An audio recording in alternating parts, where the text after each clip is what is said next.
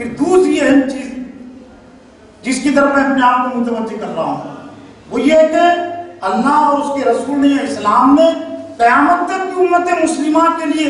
روزانہ کا جو تعلیمی تربیتی تنظیمی جو نصاب دیا ہے، بلکہ دعوتی کا تو چھوٹ گئے، تعلیمی تربیتی دعوتی تنظیمی جو نصاب اور سلیبس دیا ہے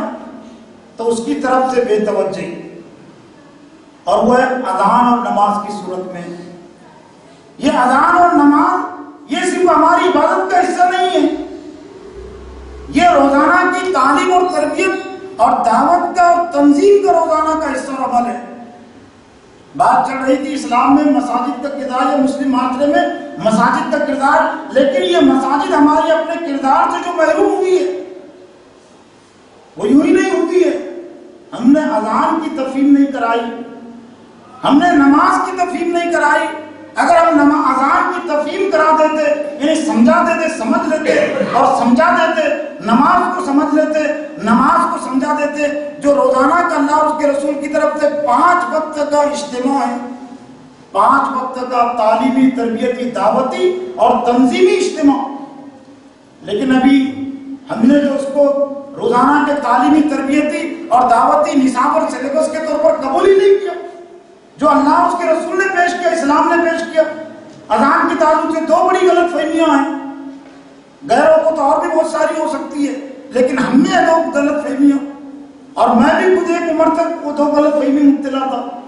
لیکن جب اللہ نے کچھ شعور دیا، سوچنے سمجھنے کی کچھ صلاحیت دی، تو وہ 2 غلط فہمیاں نکلی۔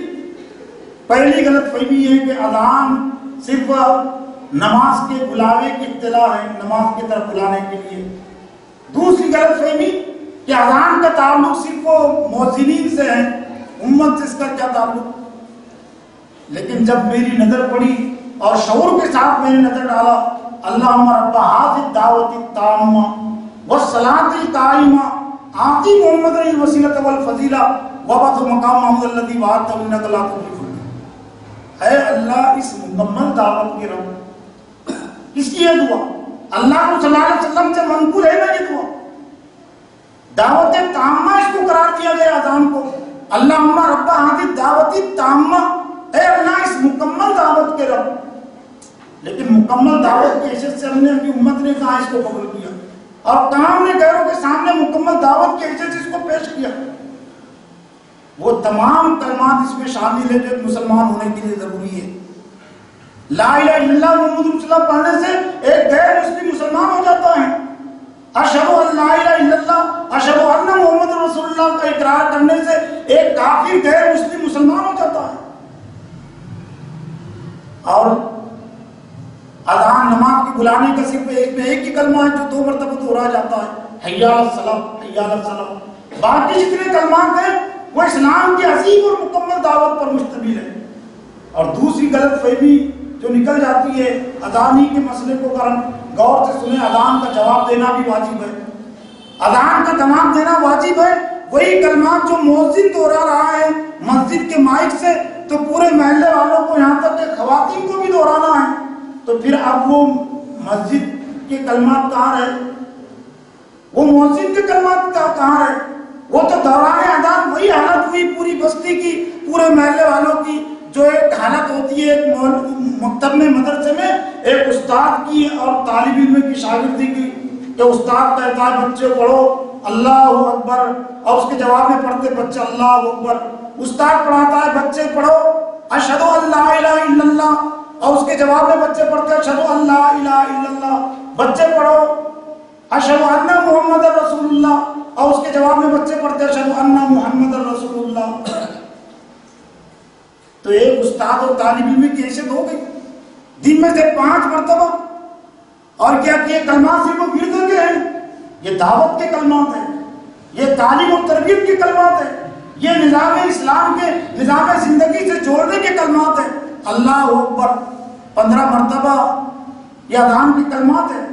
5-6 مرتبہ ہے لیکن دہرائے جاتے ہیں تو کل تعداد 15 ہوتی ہے، اور فجر کے 2 کلمات اور اس میں بڑھ جاتے تو الصلاۃ خیر من النوم تو 17 ہو جاتی ہے، تو 15 کلمات میں سے 6 کلمے اللہ اکبر پر مشتمل ہے۔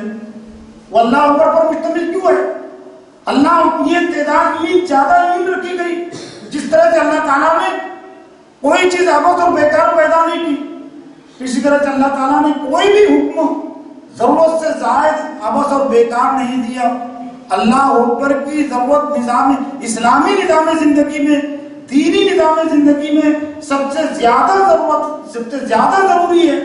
اس لیے اللہ اکبر کا کلمہ سب سے زیادہ مرتبہ رکھا گیا۔ اللہ صرف بڑا نہیں، اللہ سب سے بڑا ہے، اور اللہ سب سے بڑا صرف وہ ذات کے لحاظ ہی سے نہیں، خالق اور مالک اور رازق ہونے کے لحاظ سے نہیں، وہ حاکم ہونے کے لحاظ سے بھی سب سے بڑا ہے، حکم کے لحاظ سے بھی اللہ سب سے بڑا ہے۔ اب دن میں سے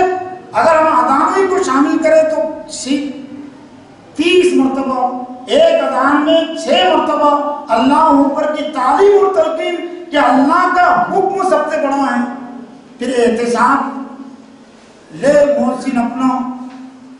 احتساب لے امام صاحب اپنا جو اذان کا جواب دے رہا ہے 40 سال سے مسجد میں بیٹھ کر، احتساب لے محلے کی پوری مسلم آبادی، شہر کی پوری مسلم آبادی۔ ہم نے زندگی کے کتنے شعبے میں اللہ کے حکموں کو سب سے بڑا سمجھا، اور زندگی کے کتنے حکموں میں اپنے حکموں کو، اپنے نفس کو سب سے بڑا سمجھا، بیوی کے حکموں کو سب سے بڑا سمجھا، شوہر کے حکموں کو سب سے بڑا سمجھا، اور موجودہ حکومت اور پارٹیوں کے حکموں کو سب سے بڑا سمجھا۔ تو آج ضرورت اس بات کی بھی ہے کہ اذان کے سلسلے میں ہمارا جو مرض ہے لا علمی کا، یا ہم بھی اس کا علم رکھتے ہوں گے لیکن ہم نے ابھی امت کو نہیں سمجھایا، ہم نے امت کے سامنے اس کی تفہیم نہیں کی۔ اگر ہم تفہیم کرا دیں تو بہت زیادہ الگ سے اجتماعات رکھنے کی ضرورت نہیں پڑے گی، یہ اذانیں ہماری تعلیم اور تربیت کے لیے کافی ہو جائیں گی۔